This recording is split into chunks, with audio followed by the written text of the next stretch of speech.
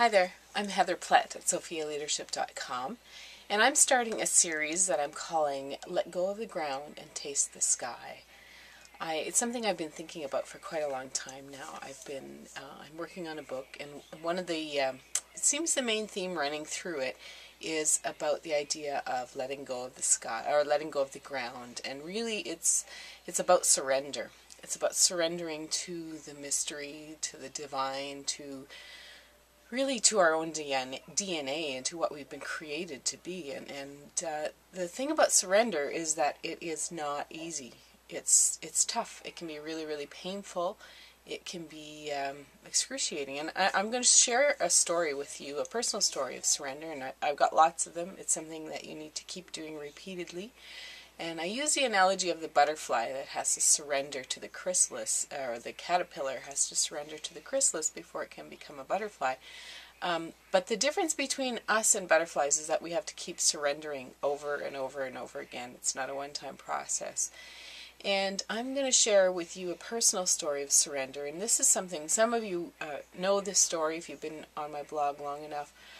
Last year, right around this time, I was at a place, it was exactly a year ago, I had decided that it was time to quit my job and launch my self-employment. And I'd been dreaming about this for a long time. And at the time, my husband had finally gotten a job after going to university and working part-time for a while. He had finally gotten a full-time job, so it seemed like a good time to launch my own business and take that risk and take that leap.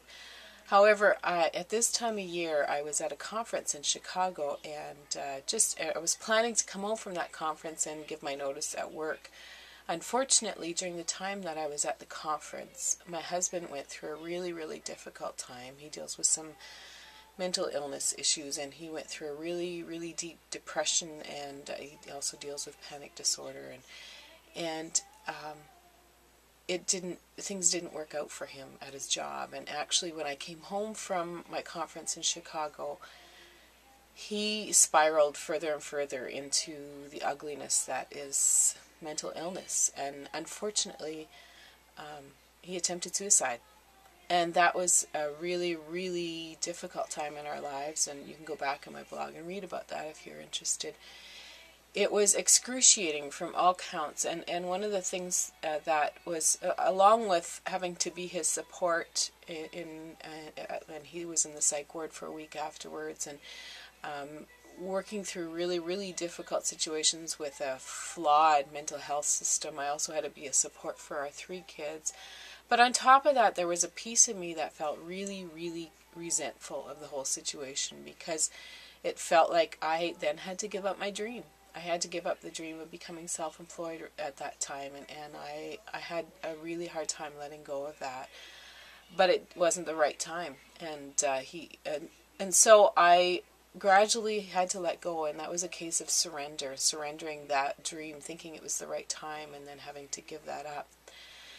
But gradually that surrender paid off, and a few things that happened coming out of that experience. For one thing, there was a real aha moment for me going through, like I say, a very flawed mental health care system, and recognizing some really, really deep needs that I thought I had some idea how to fill, and I had some understanding of what it would take, for example, in that situation to bring feminine wisdom into the way we run our mental health care systems. And so I started to dream a little bit about that, and it helped fuel the ideas that I've since emerged with on Sophia Leadership.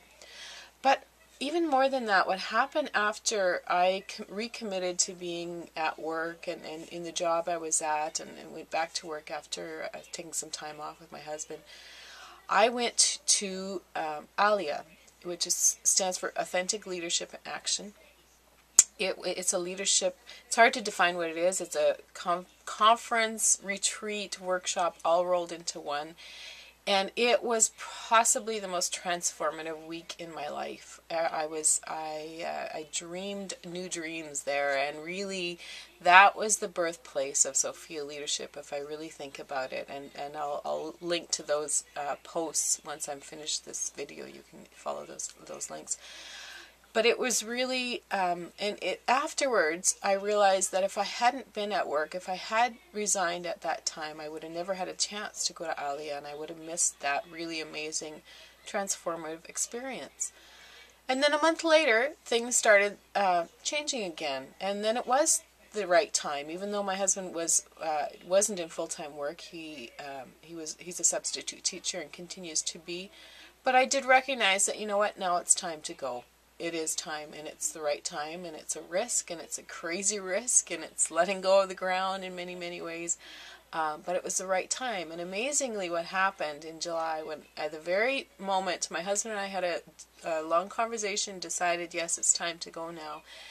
And I came to some real peace about that decision. And within minutes, I opened my emails, and there was an invitation to teach at the university. Unsolicited, didn't know it was coming, and it just came moments after making that decision to make that leap. So it was a real affirmation that yes, this is the time and this is the right thing to do. So that's a little bit of a story of my surrender and what it takes. Surrender can be, like I say, the most painful thing you're ever going to go through.